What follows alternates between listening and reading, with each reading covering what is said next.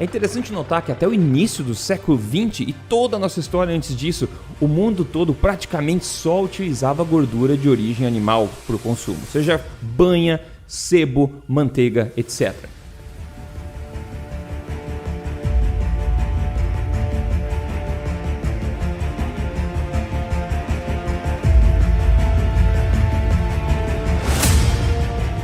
Numa época em que ainda não existia ferrovias, as mercadorias eram transportadas por meio de navios a vapor em sistemas de rios, canais e lagos.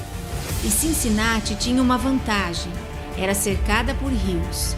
A localização, o transporte fluvial e os campos de agricultura facilitaram o desenvolvimento dessa cidade.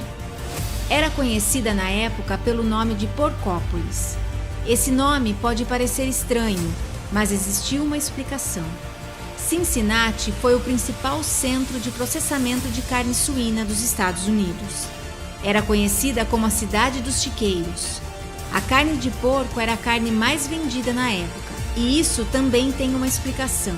Não era fácil conservar carne numa época em que a refrigeração ainda não existia.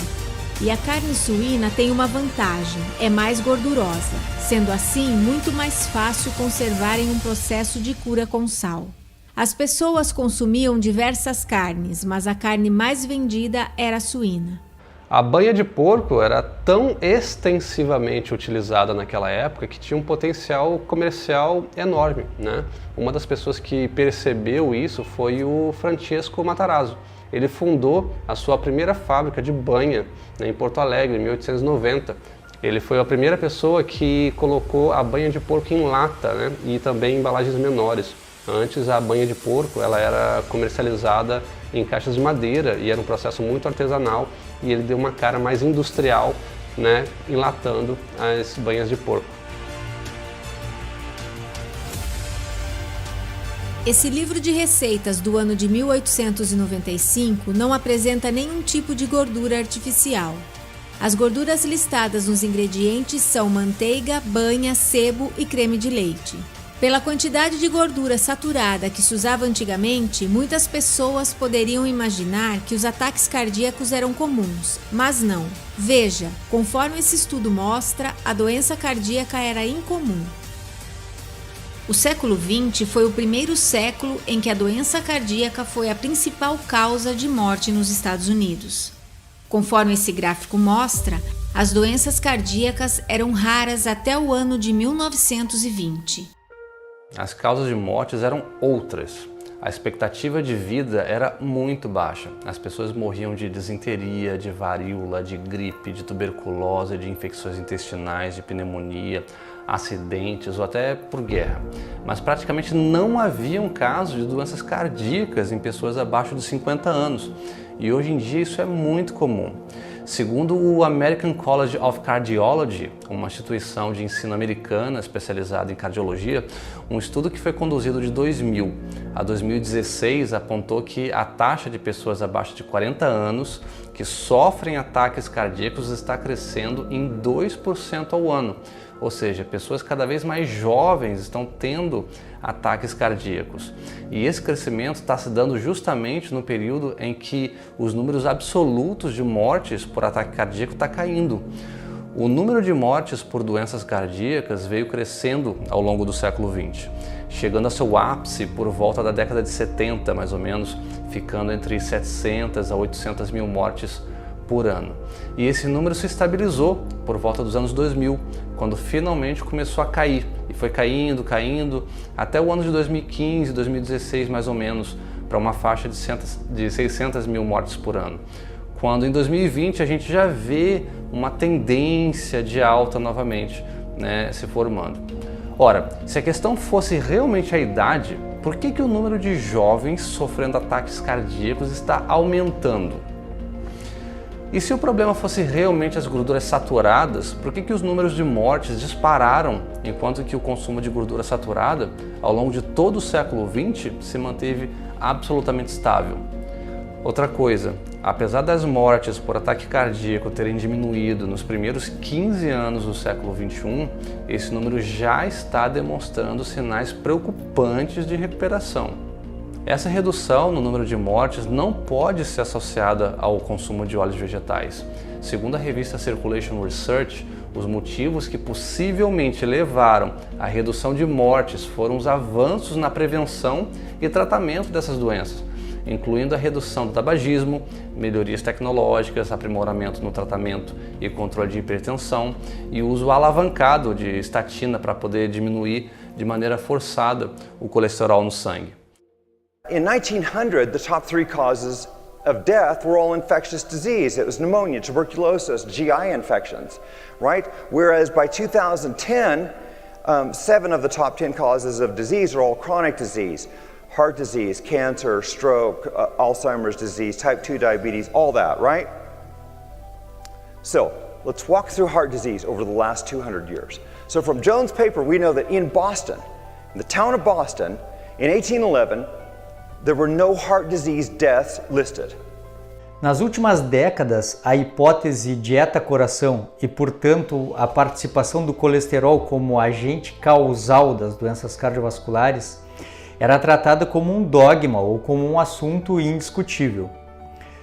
Atualmente, o que se vê é um certo levante no meio médico e até os médicos mais céticos já começam a perceber que paira uma certa incongruência e controvérsias nessa hipótese. E cada vez mais se percebe no estilo de vida e na alimentação de processados e ultraprocessados a real causa do problema e não mais na questão da presença das gorduras naturais na dieta humana. Os humanos utilizam-se de gorduras para a absorção de incontáveis nutrientes, para o funcionamento correto hormonal e cognitivo também, e literalmente de cada célula do nosso corpo. Estudos arqueológicos e antropológicos diversos mostram conclusivamente o grande foco em alimentos de origem animal até pelo menos 10 mil anos atrás, e isso significa uma dieta generosa em gorduras naturais, que variava de acordo com a estação e a gordura presente nos animais que eram abatidos. O nosso cérebro consome uma quantidade de energia muito grande. O tecido nervoso consome cerca de 16 vezes mais energia do que o tecido muscular, para vocês terem uma ideia. Então, pensando nisso, como a nossa espécie na natureza é a espécie de maior cérebro, nós precisamos, durante a nossa evolução, alimentarmos de coisas que eram mais densas, que forneciam mais energia. E por isso os humanos desenvolveram seus cérebros a partir de uma dieta rica em gorduras de origem animal. Sim, mesmo porque naquela época não existia óleo de soja nem margarina. Então, assim nós entendemos por que a nossa dieta era à base de gorduras. Nós precisávamos alimentar os nossos cérebros. Hoje vocês podem perceber, por exemplo, que um bebê humano é muito mais gordinho do que um bebê de outros primatas. Por que isso acontece? Um bebê alimentado exclusivamente com leite materno, que é rico em gorduras e colesterol, ele fica gorduchinho, porque ele precisa armazenar energia, justamente porque é na primeira infância, nos primeiros 2 anos, onde há o maior crescimento cerebral. Para o bebê alimentar aquele crescimento do tecido nervoso, ele precisa de gorduras, por isso o leite materno propicia a melhor alimentação para o bebê. Se gordura fosse um alimento ruim, o leite materno seria desnatado. O consumo de gorduras naturais é absolutamente essencial para a nossa saúde. Uma alimentação que é desprovida de gordura é incompatível com a vida humana. A vitamina A, a vitamina D, a vitamina E e a vitamina K, todas essas vitaminas, elas são essenciais para uma série de funções no organismo, principalmente no que se refere à construção celular, a formação de tecidos no corpo, que é essencial para a nossa existência. Essas vitaminas, elas são vitaminas lipossolúveis, ou seja, elas são conduzidas pela gordura e elas não podem ser encontradas em nenhum óleo vegetal. Então, quando a gente consome gordura animal, a gente está consumindo automaticamente essas vitaminas que são tão essenciais. Por isso que a gente não pode simplesmente substituir a gordura de origem animal por gordura vegetal, porque isso vai criar sim um desbalanço, né, dessa oferta dessas vitaminas que são tão importantes. Essas vitaminas A, D, K e E, elas podem ser encontradas de outras formas na natureza, porém são nas gorduras animais em que elas estão mais biodisponíveis, estão melhor apresentadas para que o corpo humano possa absorver essas vitaminas. Vocês já repararam como as pessoas gostam de gordura? Mesmo aquelas que acham que gordura faz mal, o paladar prefere alimentos gordurosos. Eu vou dar um exemplo. Se você perguntar a uma criança se ela quer uma salada de fruta com ou sem chantilly, adivinha a resposta? Por quê? Porque o chantilly ele tem uma textura gordurosa, mesmo que a gordura dele não seja benéfica, né? O sorvete, por exemplo, é um alimento gorduroso. Tudo bem que a gordura do sorvete não é boa, é gordura trans misturada com gordura hidrogenada, que são as piores da alimentação. Mas ainda assim, a textura gordurosa do sorvete encanta o paladar humano. Por que isso acontece? Simplesmente porque a nossa espécie evoluiu comendo gordura. E quando você tem uma preferência alimentar, significa que aquilo está ligado à sua genética. O que determina o que a gente come ou não come é a nossa genética. Veja os animais, por exemplo. Os animais herbívoros são geneticamente herbívoros. Eles jamais comerão carne. Eles jamais optarão por comer alguma coisa que não seja vegetais. Acontece a mesma coisa com os carnívoros. Eles jamais escolherão uma planta ao invés de uma carcaça de um animal. Então, a espécie humana, na natureza, ela evoluiu com uma dieta rica em gorduras. Até mesmo análises de hábitos alimentares de populações caçadoras e colhedoras modernas mostram o enorme foco em alimentos de origem animal. E um estudo recente que analisou hábitos alimentares de 229 tribos caçadoras e colhedoras ao redor do mundo concluiu que 73% dessas tribos obtinham 50% ou mais de suas calorias de alimentos de origem animal, enquanto apenas 14% dessas tribos obtinham mais da metade de suas calorias de origem vegetal. E lembre-se, mais da metade de origem vegetal. Isso não significa que essas populações eram veganas, porque ainda assim elas tinham uma boa quantidade de calorias vindo de origem animal. Um ponto-chave para o consumo adequado de gorduras é o consumo das gorduras naturalmente presentes nos alimentos, a princípio sem nenhuma forma de extração ou adição, simplesmente o consumo das gorduras presentes nos alimentos naturais. Agora, se formos usar gorduras no preparo dos alimentos, é melhor preferir as gorduras extraídas de fontes biologicamente mais adequadas e com menor nível de processamento possível. E é por causa da adequação biológica e do nível de processamento que as gorduras obtidas de oleaginosas, de frutas e frutos, como azeite de oliva, de abacate, óleo de coco, são muito mais saudáveis do que as obtidas de sementes ou leguminosas, como óleo de canola, girassol, milho e soja, por exemplo. O ultraprocessamento das sementes para a extração dos óleos oferece gorduras instáveis, pobres e potencialmente inflamatórias.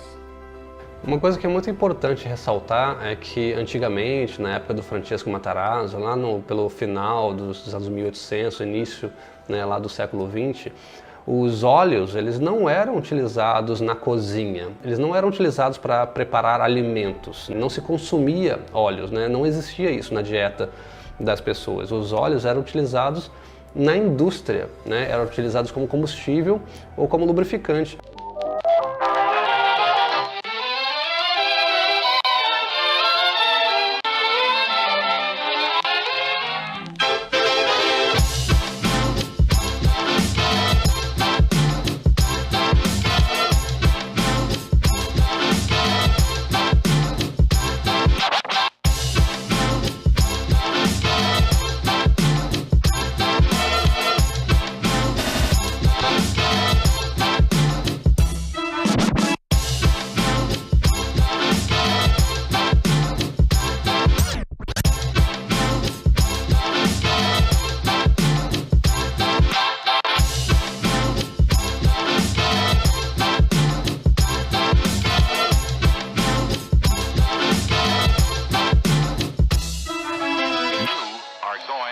Com a segunda revolução industrial em crescimento e máquinas industriais cada vez mais sendo usadas, a demanda por óleos aumentou.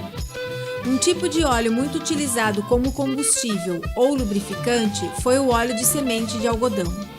E faz muito sentido, uma vez que a produção de algodão estava em crescimento. Mas esses óleos tinham também outras utilidades. Eram usados para fazer sabão, velas, ceras, cosméticos, vernizes e resinas. Com o uso dos combustíveis fósseis em crescimento, o óleo de semente foi sendo cada vez menos utilizado em máquinas. Com a chegada da energia elétrica nas casas, a venda de velas também caiu. Foi preciso encontrar outros mercados para o uso desse óleo. A ideia foi transformá-lo em alimento, ou seja, uma alternativa à banha de porco ou à manteiga. Só que havia um problema. Esse óleo era turvo, amargo e tóxico por conta de um fitoquímico natural chamado gocipol. Porém, isso não foi um obstáculo. Uma invenção possibilitou a entrada desse óleo no mercado alimentício. A hidrogenação, desenvolvida pelo químico alemão Edwin Kaiser em 1907, sendo utilizada até hoje para a comercialização dos óleos de sementes. E assim nasceu, no ano de 1911, a primeira gordura hidrogenada, a Crisco.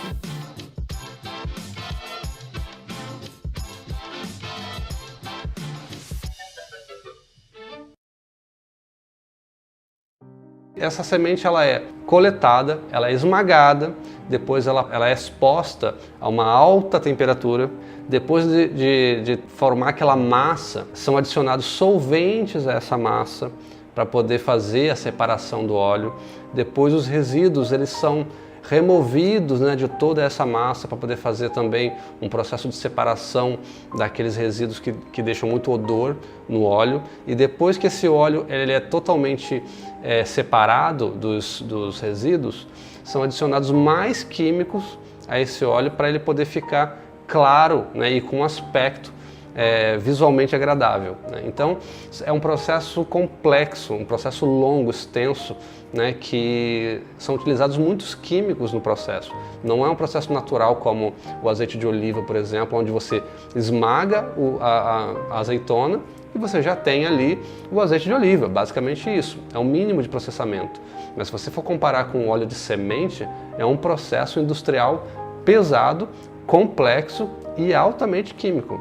O processo de hidrogenação possibilitou a criação de uma das gorduras mais artificiais do mercado alimentício, a margarina. Uma das dúvidas mais frequentes sobre o uso de gorduras é justamente a comparação entre manteiga e margarina, o que seria mais saudável. E com certeza é a manteiga, porque a manteiga ela é um produto natural de origem animal que é obtido através do batimento do leite.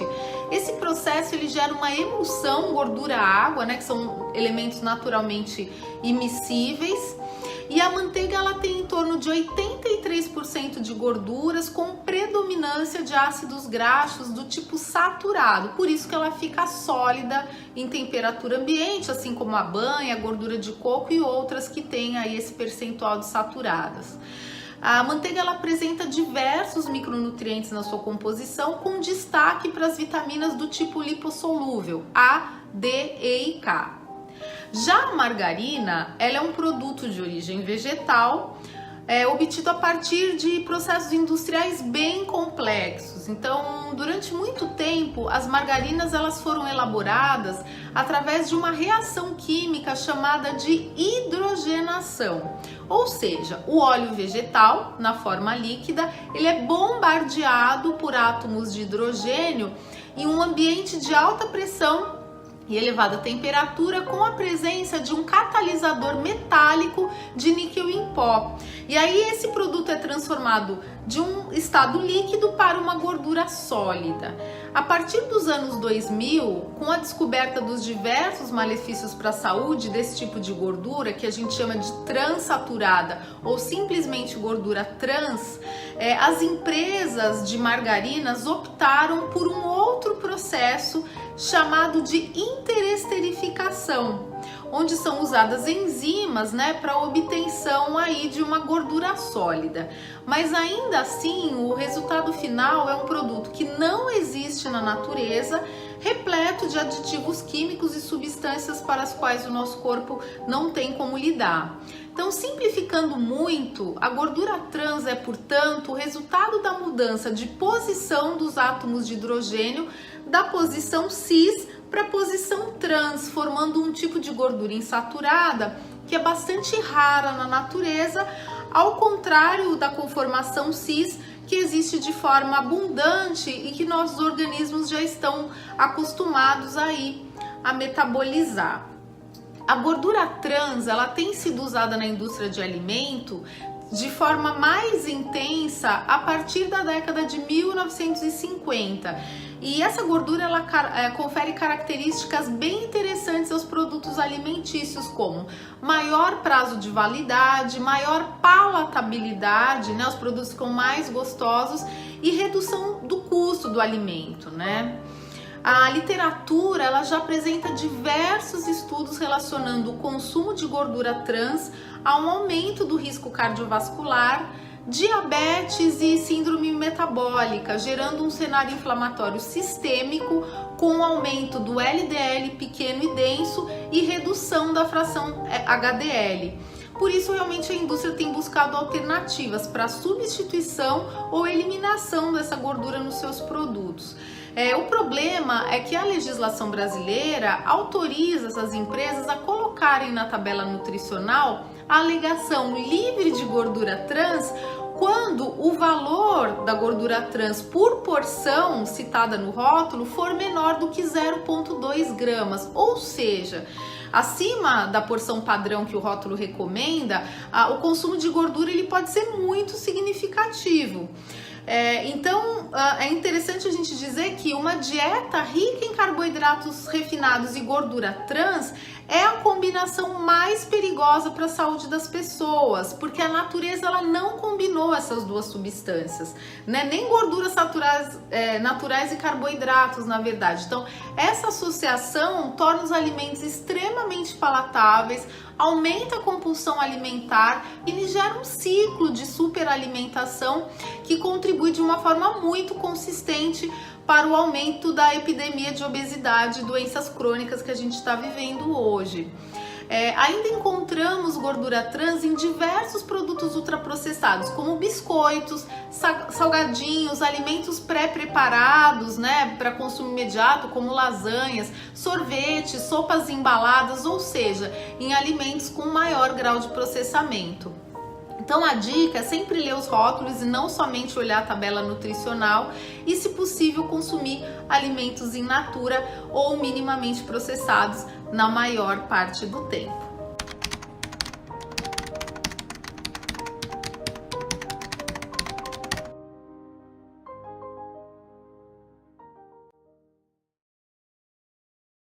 Conforme esse artigo do Dr. Jason Fung, no ano de 1948, um grande fabricante de gordura hidrogenada da época fez uma doação para a Associação Americana do Coração.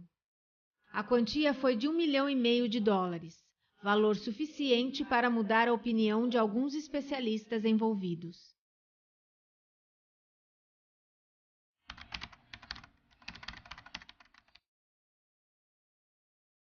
Sunlight, 100% sunflower oil with no cholesterol.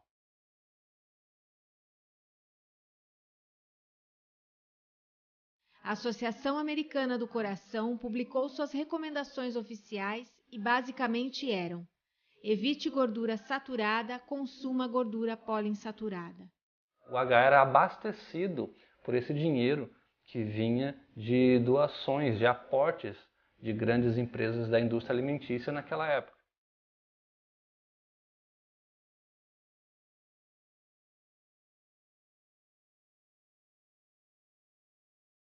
Dentre todos os alimentos que nós consumimos hoje, até mesmo incluindo o açúcar refinado, os farináceos todos, o alimento, entre aspas, mais artificial e mais incompatível com o mundo natural que nós consumimos hoje é o óleo vegetal, é o óleo de semente.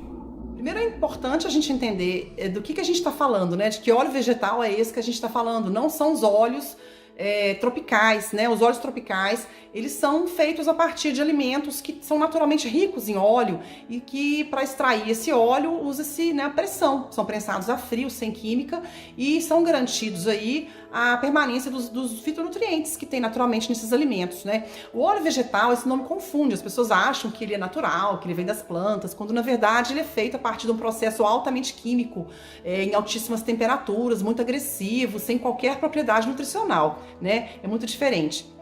Óleos vegetais, que na realidade deveriam ser chamados de óleos de sementes, na verdade, são óleos como o óleo de soja, o óleo de canola, o óleo de semente de girassol, o óleo de milho, etc.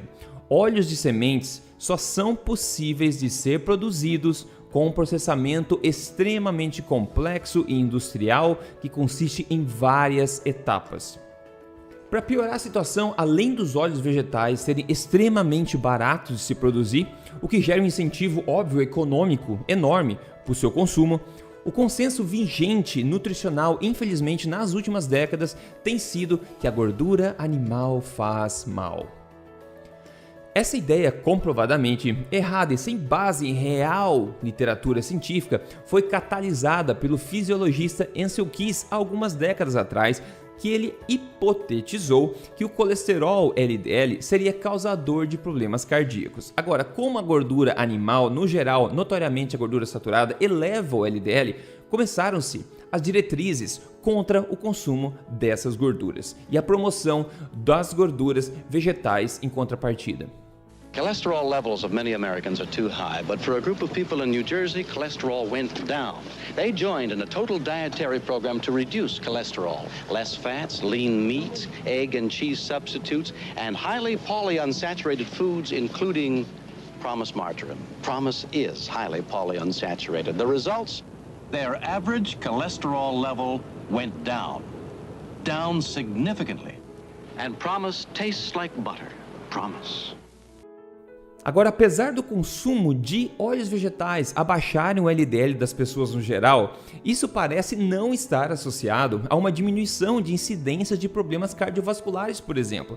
O LDL, ao contrário do pensamento vigente e de acordo com a melhor ciência disponível hoje, não parece ser um fator independente de risco de doença metabólica. So, if we're talking about LDL, which is euphemistically called bad cholesterol, we absolutely know for a fact that if you increase the saturated fat in your diet, then that might increase. But that doesn't necessarily mean it's a bad thing. And the reason is because we've got different populations of LDL cholesterol. Now, 20 or 30 years ago, even 40 years ago, we used to just worry ourselves with what your total cholesterol number was at the top. And then we said, well, this total, and I say cholesterol in parentheses, underneath that, we've got two subsets. We had what's called HDL cholesterol, the so-called good, and LDL, which is the so-called bad. But we can actually break this bad cholesterol down into further populations, depending on whether it's been damaged or not.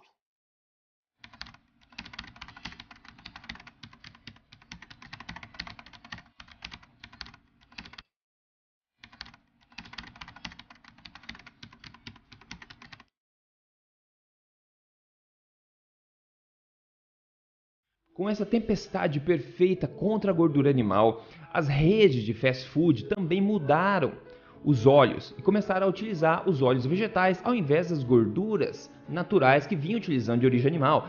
E as pessoas começaram a consumir mais margarina, mais óleos de semente ao invés das gorduras naturais que sempre foram parte da nossa dieta até então. Curiosamente, redes de fast food, até poucas décadas atrás, como o McDonald's, por exemplo, eles utilizavam gordura animal para fritar e fazer a sua batatinha frita, por exemplo. Veja que extrair óleo de semente em quantidade suficiente para se usar como nós fazemos hoje em dia é absolutamente impossível para qualquer sociedade vivendo no mundo natural, em meio da natureza, e que não tem acesso a basicamente uma refinaria industrial complexa para conseguir extrair esses óleos e transformar eles no que a gente vê nas prateleiras hoje em dia. Coincidentemente ou não, com a popularização dos óleos vegetais, os óleos de semente, em meados do século passado e a diminuição concomitante também do consumo de gorduras animais, a prevalência de doenças metabólicas, assim como doenças cardiovasculares, cânceres, Alzheimer, diabetes, etc., explodiram.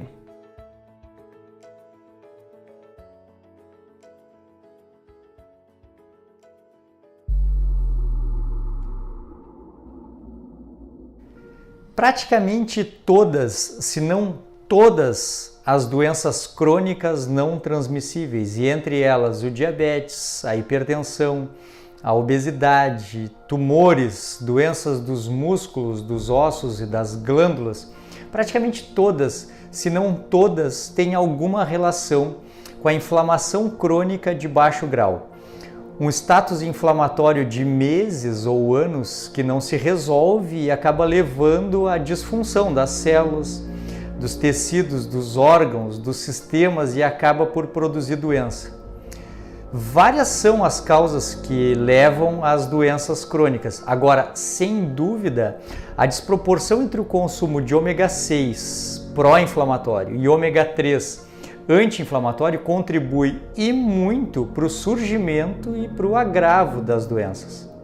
Interessantemente, a ciência disponível agora mostra que um dos ácidos graxos mais abundantes nos óleos vegetais, um ácido graxo poliinsaturado, que é chamado de ácido linoleico, esse ácido potencialmente é uma das coisas mais tóxicas que a população em geral está ingerindo e em quantidades totalmente incompatíveis com o mundo natural. Análises de populações antigas mostram que o consumo médio de ácido linoleico na dieta tradicional dessas populações caía entre 1% e 3% das calorias que essas pessoas ingeriam por dia. Só que hoje em dia essa quantidade está muito maior e mais próxima de 10%.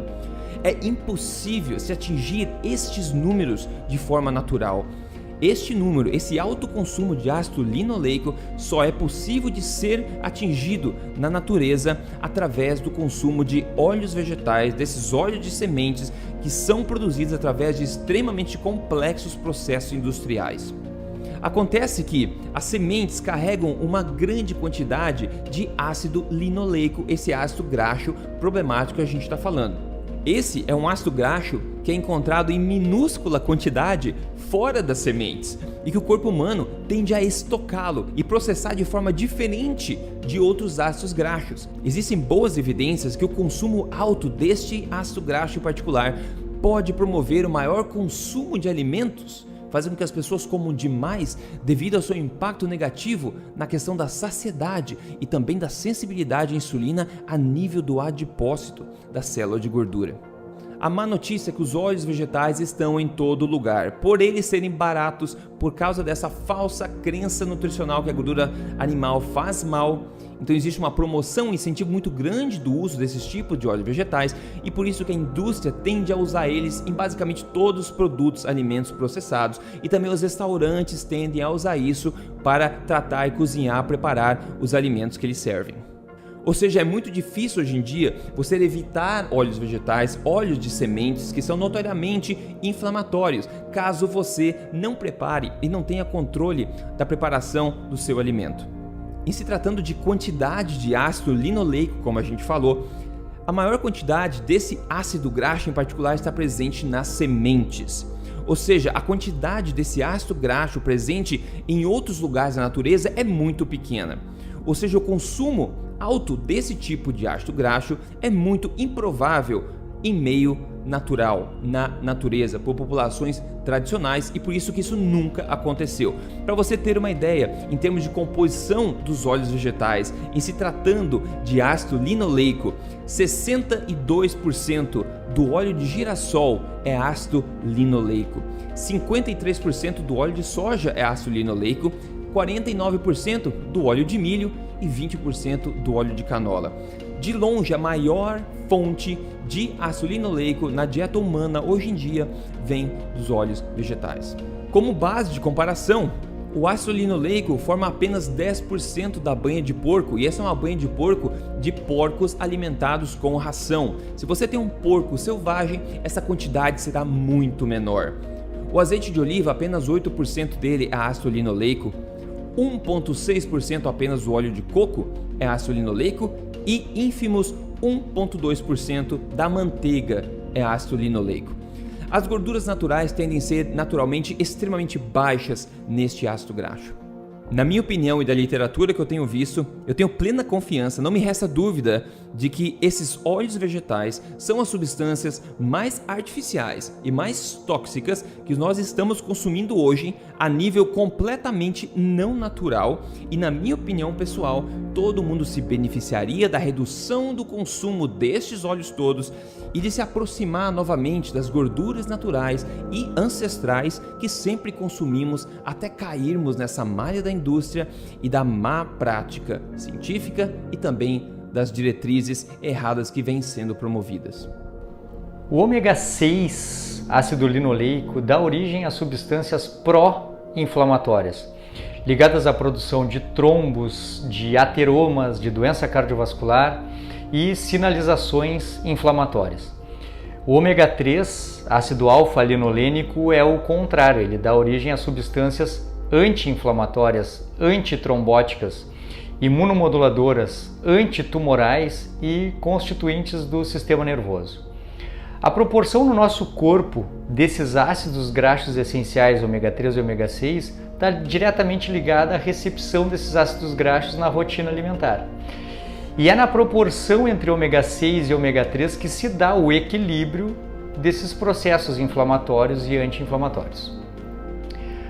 Antes da revolução agricultural, antes do advento da agricultura, a participação do ômega 6 pró-inflamatório na dieta humana era de 1% do total das calorias.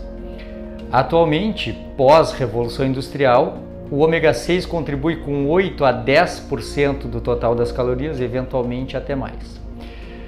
Antes, a proporção de ômega 6 para ômega 3 era de 1 para 1, 2 para 1, até 4 para 1, dependendo da localidade. Atualmente, a proporção é de 10 para 1, 25 para 1, até 40 ômega 6 para 1 ômega 3, dependendo da localidade atualmente.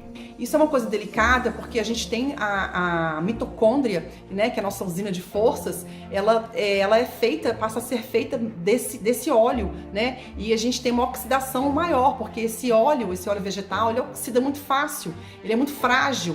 Então é como se ele, com o tempo, e vai prejudicando o funcionamento da mitocôndria, que tem uma dificuldade, passa a ter uma dificuldade em oxidar e usar a gordura como fonte de energia e passa a ficar mais dependente da glicose, ou seja, do carboidrato, para conseguir obter energia, né, produção de energia. E isso vai virando uma roda, né, vai jogando a gente cada vez mais para uma dieta cada vez mais dependente do carboidrato. Os seres humanos não produzem os ácidos graxos poliinsaturados, por isso que nós precisamos obter da alimentação. O ácido linoleico não é produzido e quanto mais ácido linoleico você ingere na sua alimentação, maior vai ser a incorporação desse ácido linoleico, ou seja, dessa gordura nas nossas membranas, nas membranas celulares, na membrana das mitocôndrias e na membrana das lipoproteínas. Na membrana da mitocôndria, a usina de força das nossas células, existe um lipídio especial chamado cardiolipina. A cardiolipina, quando ela possui na sua composição o ácido linoleico, ela se torna facilmente oxidável. E a função da cardiolipina em uma mitocôndria normal é manter a estrutura da membrana, fazendo com que a mitocôndria consiga produzir energia de forma adequada. E o que acontece com a incorporação do ácido linoleico é que ela destrói essa estrutura mitocondrial, fazendo com que essa mitocôndria pare de produzir energia e até mesmo fique produzindo substâncias tóxicas. Existe um pesquisador na Universidade de Boston chamado Thomas Seyfried. Ele escreveu um livro chamado Cancer as a Metabolic Disease. E nesse livro ele fala que todas as espécies de câncer conhecidos possuem na sua estrutura uma mitocôndria disfuncional com uma cardiolipina disfuncional por conta da ação do ácido linoleico. Dessa forma, o câncer é uma doença que pode ter a sua origem no excesso do consumo de ácido linoleico. As mitocôndrias dentro da nossa célula, elas são responsáveis pela geração de energia, ou seja, elas têm um papel muito importante dentro da célula para transformar glicose ou gordura em energia. E o que acontece? Quando as mitocôndrias tentam utilizar da gordura poliinsaturada, ou seja, aquelas vindas dos óleos vegetais, dos óleos de semente, e tenta transformar esse tipo de gordura em energia, isso gera alguns problemas que deixam a mitocôndria doente e danificada. o que acontece? A mitocôndria ela gera energia através de um processo oxidativo, ou seja, um processo químico extremamente complexo, né? Então, quando a mitocôndria vai tentar fazer isso com o ácido linoleico, né, que é a maior parte, né, das gorduras poliinsaturadas, acontece que através da peroxidação, né, ou seja, que é um tipo de oxidação, que é exatamente como a mitocôndria faz para poder gerar energia, isso gera um composto chamado hidroperóxido lipídico, né, e esse composto ele cascateia em outros substratos que são extremamente tóxicos para o organismo, né? Alguns exemplos é o 4-HNE, é o MDA, a acroleína, o oxilam. Esses substratos eles são extremamente tóxicos, nocivos e causam o dano a nível celular. Por isso que quando a célula fica doente, ela não pode mais produzir energia a contento, porque a mitocôndria está sendo danificada por essas toxinas. E isso é um motivo de se culminar na resistência à insulina, que é um precursor da diabetes tipo 2, de todos os problemas metabólicos que a gente conhece, sem contar outros problemas também, né? Esses substratos, essas toxinas, elas também causam mutação na mitocôndria, fazendo com que elas não funcionem a contento. Isso tudo contribui para que a pessoa fique ainda mais dependente de carboidratos para poder funcionar. Isso contribui também muito para a obesidade, né? Porque a produção de energia está sendo extremamente prejudicada, fazendo com que a célula rejeite insulina, e aí, como a célula está fraca, o organismo fica produzindo mais insulina para poder, na tentativa de levar energia para dentro da célula, e isso causa um efeito cascata muito danoso para o organismo. O excesso de ácido linoleico na nossa alimentação faz com que ele seja incorporado na membrana das nossas células, faz com que ele seja incorporado na membrana das nossas organelas, especialmente a mitocôndria, e faz com que ele seja incorporado na membrana das nossas lipoproteínas. Todos nós já ouvimos falar das lipoproteínas, o LDL, o HDL, o VLDL, que são formas de transporte de gorduras e de colesterol do nosso corpo. Essas lipoproteínas, se elas possuírem o ácido linoleico na sua composição, elas são muito mais facilmente oxidadas. Imagina que essas lipoproteínas são como se fossem barcos que fazem o transporte do colesterol pelo nosso sangue. Tá? Se você tem um barco com uma madeira que é mais fácil de apodrecer, esse barco afunda com mais facilidade. As lipoproteínas com o ácido linoleico, elas se tornam muito mais oxidáveis, fazendo com que esse barco que transporta colesterol possa afundar com mais facilidade, causando a placa aterosclerótica e, consequentemente, as doenças cardiovasculares. Eu sempre chamo as pessoas a usar lógica, né? Porque se a gente teve essa introdução alimentar desse óleo vegetal na dieta humana, a partir mais fortemente, né? A gente teve essa introdução a partir do início do século passado, mas isso ficou mais expressivo, mais relevante na dieta humana a partir de meados do século passado. Se a gente percebe que tem um aumento explosivo de doenças metabólicas nas últimas décadas, e a gente percebe que antes essas doenças elas eram bem mais raras do que elas são hoje, né? E hoje tem realmente uma explosão. Então, possivelmente alguma coisa que foi introduzida na dieta humana, né? E não foi nenhum alimento ancestral que fazia parte da nossa dieta por milhões de anos, como carne, gordura saturada, ovos, né? Que a gente come isso há milhões de anos e de repente tem essa explosão de doenças metabólicas, diabetes, de câncer, e a culpa é da carne, da gordura saturada. Assim, é só se você não precisava nem de ter artigo científico, né? Você usa a simples lógica para você perceber que é algo novo, é uma introdução nova na dieta, é algo que mudou, que não existia antes. Então não é de certo a gordura saturada. A gordura saturada é uma gordura que está muito presente nas fontes naturais. As fontes naturais de gordura na nossa dieta, elas são mais do perfil saturado, né? Monoinsaturado e muito menos poliinsaturado. Então, isso já é um sinal pra gente, né? Já é vamos dizer, um recadinho aí do universo de que o que a gente está comendo há milhões de anos não é o que causou, está acontecendo recentemente, que são doenças modernas, né? Além disso, a gente tem a questão da saciedade. Essa gordura poliinsaturada, esse óleo poliinsaturado dos óleos vegetais, eles no adipócito, que é a célula de gordura, quando a gente come numa refeição feita com esse óleo, quando você já comeu o suficiente, o adipócito continua recebendo essa gordura. Então ela não sobra, vamos dizer assim, ela não vai para a corrente sanguínea, não sinaliza na corrente sanguínea que você já comeu o suficiente. Isso quem faz muito bem é a gordura saturada. A gordura saturada, ela tem uma geração de energia dentro, lá na mitocôndria, que vai mandar a célula adipócito parar de receber mais gordura. Ei, chega, não recebe mais gordura, não recebe mais glicose, chega de nutrientes, volta. Então, quando a célula recusa o recebimento de mais, deixa de ser essa coisa da esponja, né? Essa energia da corrente sanguínea é o que vai sinalizar que você já comeu o suficiente, que você deve parar de comer. Então, essa sinalização de saciedade que acontece tão bem com a gordura saturada, ela acontece de forma muito deficiente com a gordura poliinsaturada. Então, hoje, tudo que você encontra de central, o mais importante de central em manutenção de peso saudável, em manutenção de saúde, é você justamente saber de forma natural conseguir parar de comer na hora certa.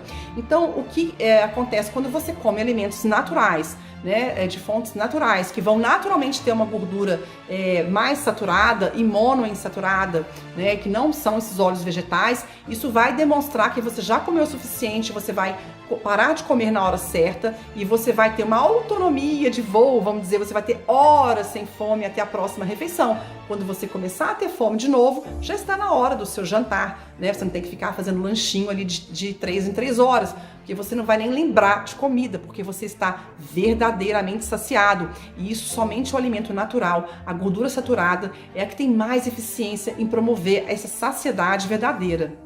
Quando tratamos de gordura, a conversa vai muito além de somente as suas categorias principais, como saturada, monoinsaturada, poliinsaturada.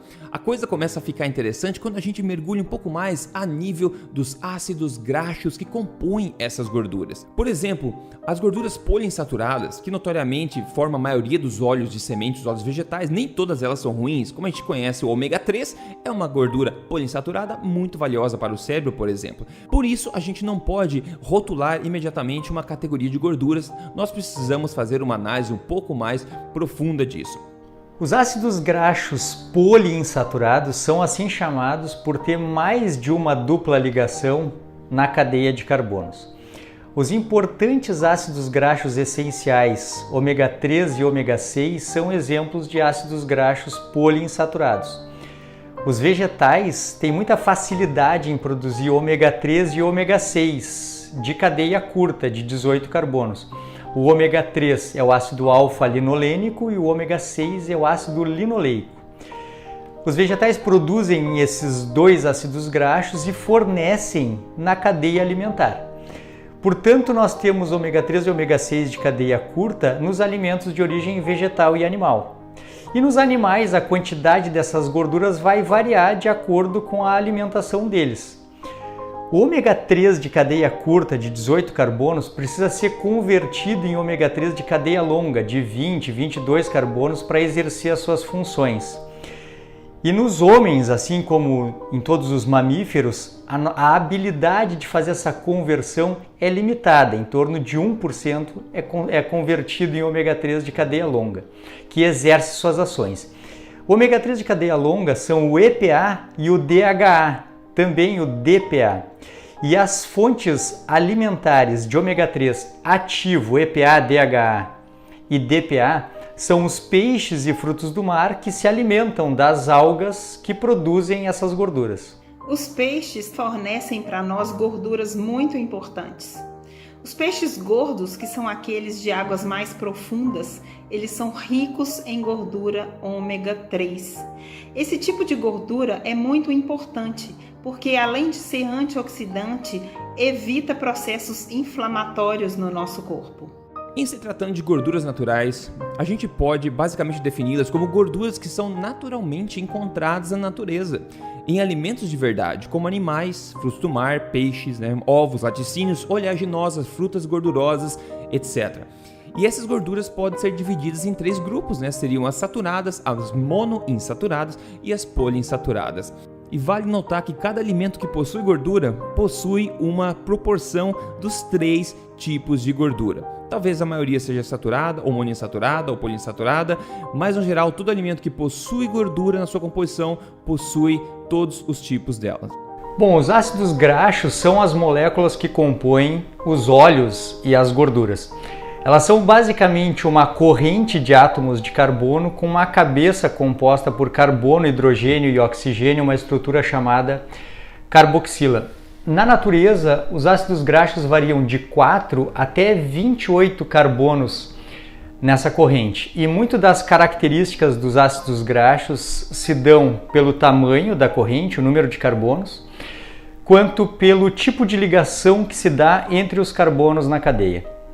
Gordura animal é essencialmente saturada e monoinsaturada, em sua maioria, claro, com uma parcela também de poliinsaturada, dependendo da fonte.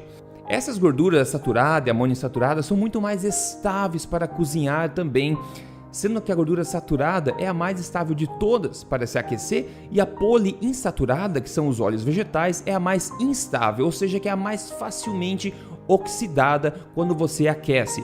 Isso por causa da sua estrutura molecular. No caso das monoinsaturadas, elas têm uma ligação dupla covalente. As saturadas estão saturadas, ou seja, não possuem nenhuma ligação dupla. E no caso das poliinsaturadas, elas possuem 2 ligações duplas, o que torna elas mais reativas, mais facilmente oxidadas e também mais instáveis. Os ácidos graxos podem ser saturados ou insaturados e recebe essa nomenclatura de acordo com o tipo de ligação entre os átomos de carbono na cadeia. Os átomos de carbono podem fazer até 4 ligações com outros átomos, e os ácidos graxos saturados são aqueles em que os carbonos da cadeia fazem apenas uma ligação com carbonos vizinhos da cadeia e as outras ligações com hidrogênio.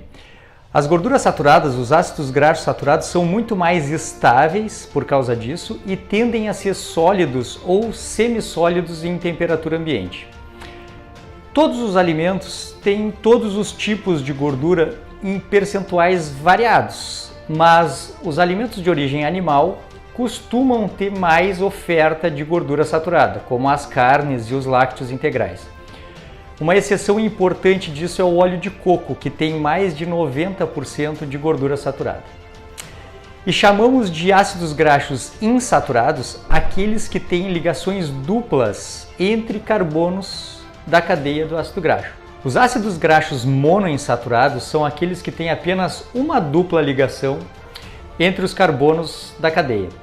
São reconhecidos por serem associados aos melhores desfechos na saúde cardiovascular e são boas fontes de gorduras monoinsaturadas o azeite de oliva e as oleaginosas, mas todos os alimentos têm todos os tipos de gorduras e até 50% da gordura das carnes são gorduras monoinsaturadas e 20% da manteiga também é de gorduras monoinsaturadas. Falar da gordura da carne vermelha é como se você estivesse falando de gordura saturada, mas isso é um mito que precisa morrer, porque qualquer alimento de origem natural sempre vai possuir os 3 tipos de gordura juntos: gordura poliinsaturada, gordura monossaturada e gordura saturada. Na carne vermelha, por exemplo, a gente vai ter em torno de 49% de gordura monoinsaturada, a mesma do azeite de oliva, em torno de 49% de gordura saturada e apenas 2% de gordura poliinsaturada. Desde a década de 50, diversos ensaios clínicos randomizados, diversos estudos epidemiológicos tentam provar o que a gente chama de hipótese dieta-coração. Quer dizer que a carne vermelha, a gordura saturada, causa problemas cardiovasculares. No entanto, isso nunca foi comprovado a despeito dos diversos estudos. Eu gosto sempre de citar 2 ensaios muito interessantes. Primeiro, é um conjunto de revisões que foi publicado em novembro de 2019 no Annals of Internal Medicine, e esse conjunto de revisões, ele usou uma das metodologias mais sérias e mais eficientes para comparação de dados. E a conclusão de que os pesquisadores chegaram era de que nós não precisamos diminuir o consumo de carne vermelha, porque carne vermelha não causa nem problemas cardiovasculares, nem câncer, nem nenhum outro desses problemas. O outro estudo que eu gosto muito de citar é uma revisão que saiu no ano de 2020, saiu em agosto de 2020, foi publicada pelo Journal do American College of Cardiology, e nessa revisão os pesquisadores chegaram à conclusão de que a gordura saturada não é um problema na alimentação e não é um causador de eventos cardiovasculares, podendo ser incluída em uma alimentação saudável, inclusive trazendo benefícios. Carne vermelha é uma fonte excelente de proteína de alto valor biológico, proteínas completas, além de ferro, além de vitaminas do complexo B e vários minerais e outras vitaminas. Então nós não temos que ter medo, a carne é um dos alimentos mais nobres que a natureza nos fornece. O ponto importante é que o consumo de gorduras naturais sempre fez parte da dieta humana e isso sempre foi priorizado. A gordura saturada não é perigosa. Não existe nenhum estudo que conseguiu até hoje comprovar que a gordura saturada seja responsável por doenças cardiovasculares. Muito pelo contrário. Hoje já se tem estudos mostrando que os óleos vegetais são os vilões da história. Tem uma história interessante de duas tribos africanas que são os Maasai e os Kikuyus. Os Maasai, eles são conhecidos internacionalmente por terem uma alimentação baseada em alimentos de origem animal. Eles consomem 65% ou mais da sua alimentação de leite, sangue e carne vermelha. Os guerreiros dessa tribo não comem nenhum tipo de alimento de origem vegetal. É muito interessante.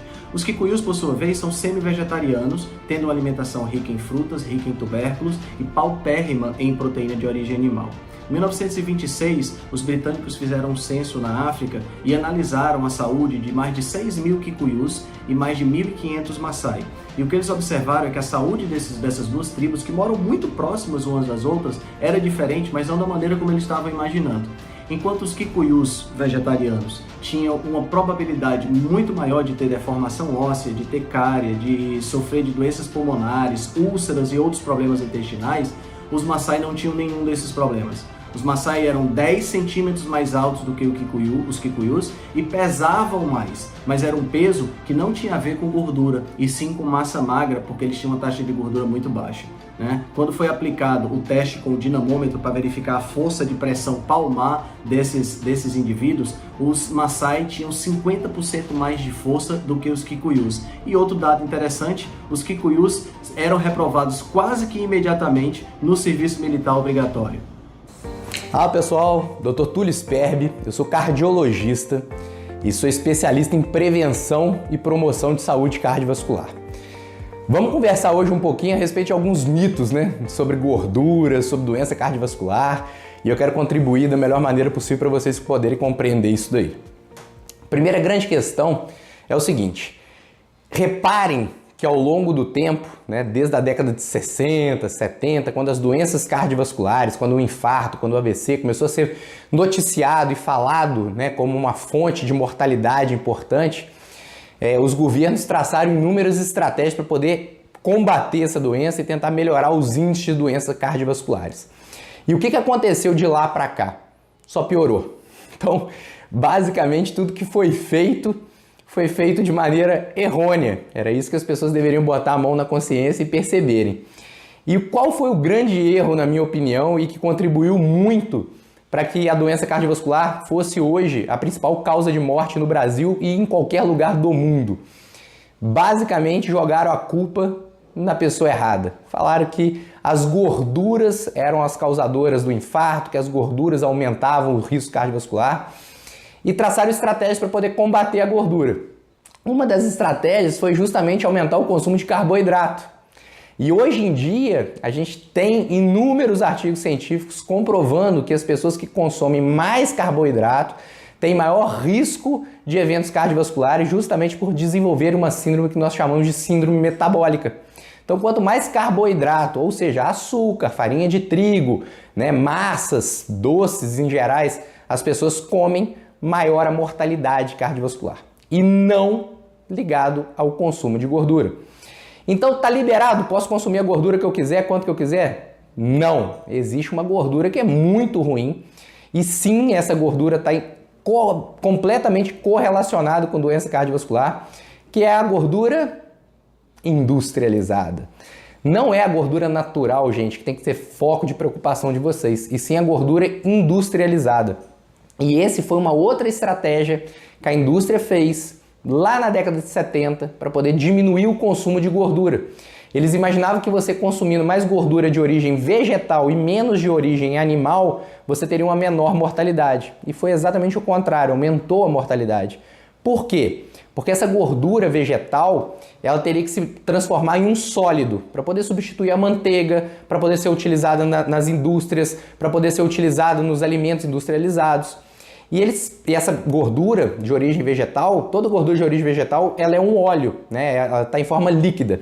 E ela passou por um processo que é o processo de hidrogenação, que é um processo físico e térmico e químico, onde é bombardeado hidrogênio dentro dessa gordura sob alta pressão para transformar um líquido num sólido. E essa gordura hidrogenada, ela dá origem à gordura trans, que é a pior gordura que existe para o nosso sistema cardiovascular. Então, uma das coisas que fizeram para tirar a gordura de origem animal e colocar a gordura de origem vegetal na nossa dieta foi uma das maiores causadoras da doença cardiovascular, e a gente tem esse conhecimento hoje em dia de que a gordura hidrogenada, gordura trans, e não só esses nomes, às vezes a indústria cria outros nomes, por exemplo, a gordura transesterificada, gordura invertida. Gente, gordura industrializada, foge dela, vamos ficar na gordura natural, beleza? Então esse é um outro foco de extrema preocupação e relevância. Mais do que isso, quando a gente vai ver por que essas gorduras fazem tanto mal, além da questão da gordura trans, a gente tem a questão do balanço entre ômega 3 e ômega 6. E o que acontece? Esses alimentos hoje da nossa dieta, né, ocidental, onde entra muito fast food, muita fritura, muitas comidas realmente preparadas com óleos vegetais, a gente acaba comendo muito ômega 6. E as fontes de ômega 3, principalmente aqui, para quem não mora muito no litoral, ou para quem mora mais no interior e não consome muito peixe, fica muito abaixo das nossas necessidades diárias. Com isso, existe um desbalanço entre o ômega 6 e o ômega 3. E qual que é o grande problema disso? O ômega 6 é um tipo de gordura altamente inflamatória.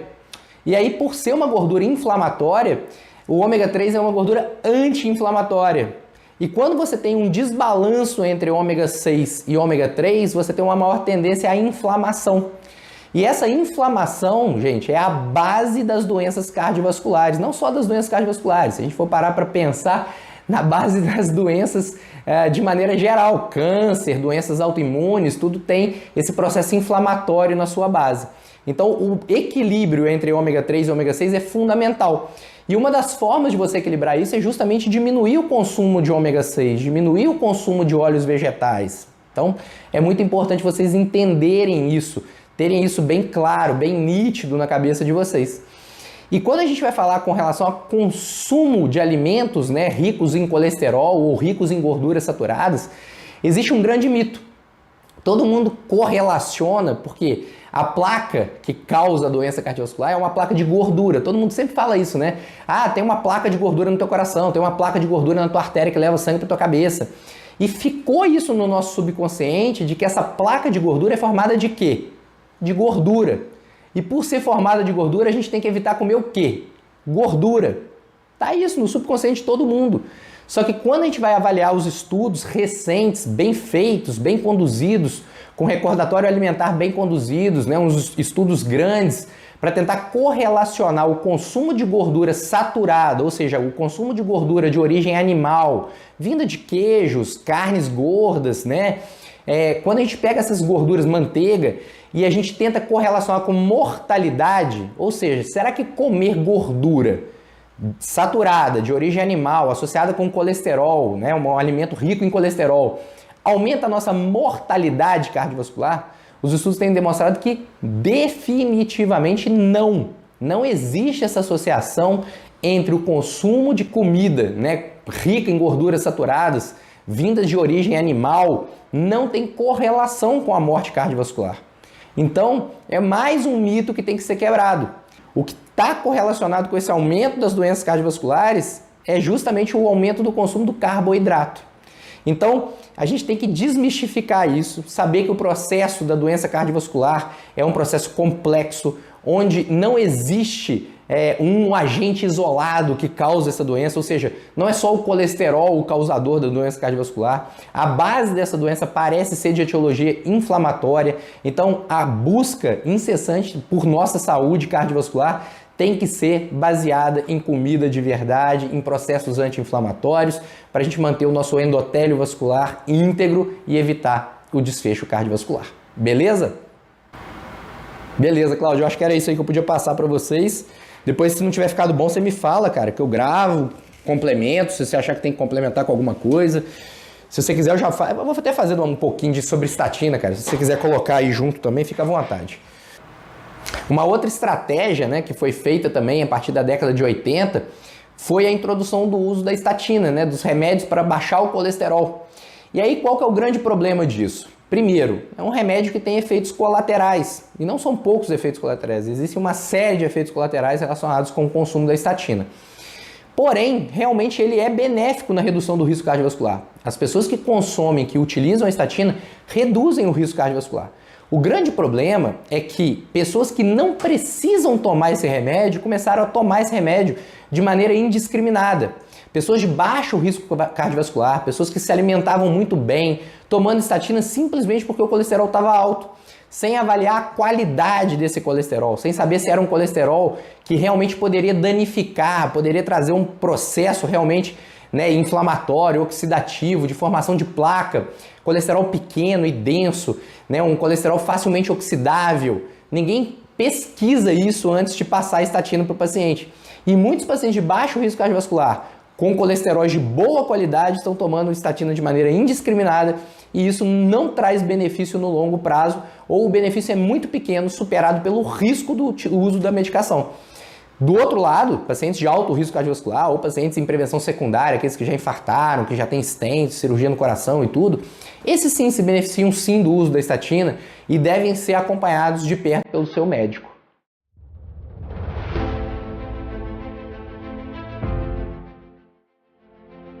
Em maio de 2019, eu estava com 41 anos, pesando 148 quilos e uma alimentação completamente baseada em carboidrato, em consumo exagerado de carboidratos. Isso me acarretou diversos problemas de saúde, né? Dentre eles os principais, aí, a pressão arterial alta, né? E a glicemia alta também. Eu não era considerado diabético, mas era um pré-diabético. E em maio de 2019 eu iniciei esse processo. Pois bem, em outubro de 2020 eu passei a pesar 85 quilos, tá? Ou seja, em 18 meses eu perdi 63 quilos. E não foi só uma questão de perda de peso. Junto a isso, eu ganhei diversos benefícios. Um deles, o grande principal, foi a questão do controle da pressão arterial e da glicemia, onde eu parei totalmente de tomar qualquer tipo de medicação para fazer controle desses dois problemas que eu tinha. Nós somos 4, eu, meu marido e meus 2 filhos gêmeos já adultos, e a dieta trouxe um benefício como a perda de peso de mais de 70 quilos na família. A princípio, né, eu pensei que esse ia ser o nosso maior benefício. E no meu caso, que sofri uma vida inteira, né, eu tenho 49 anos hoje, eu sofri uma vida inteira com rinite, sinusite, alergias de pele, respiratórias, crises de enxaqueca, e eu percebi que com o tempo, né, depois de 3 meses, tudo isso foi desaparecendo. E hoje a gente se sente assim, muito mais saudável, muito mais disposto, com mudanças simples, né, comendo ainda com muito prazer, mas a relação com a comida ela mudou completamente. Né? Então eu costumo dizer para as pessoas, assim, cheguei a contagiar alguns amigos com esse estilo, né? Pessoas que me conheciam e viram o benefício que isso trouxe para mim e para minha família. E então eu costumo dizer para todo mundo que tente por pelo menos 3 meses, porque a partir daí, todos os benefícios que você ganha, você não vai querer mais deixar de adotar esse estilo de vida. Oi, eu sou a Sara, aqui do Rio, tenho 52 anos. Eu tive feocromocitoma, recidiva algumas vezes, e por conta dessa recidiva eu acabei fazendo obstrução intestinal e eu fiquei com a síndrome do intestino curto. Tentei de tudo, essa história começou com 15 anos e a única coisa que realmente me curou foi a low carb. Eu tenho 36 anos.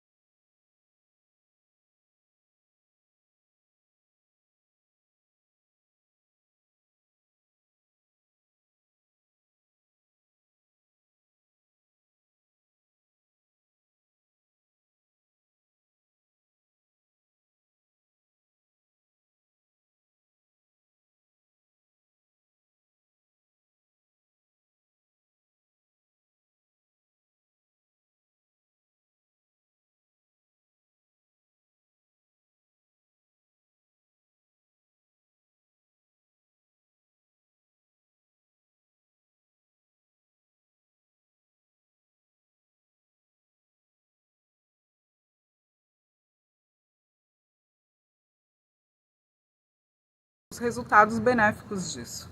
Foi fantástico, foi uma grande mudança.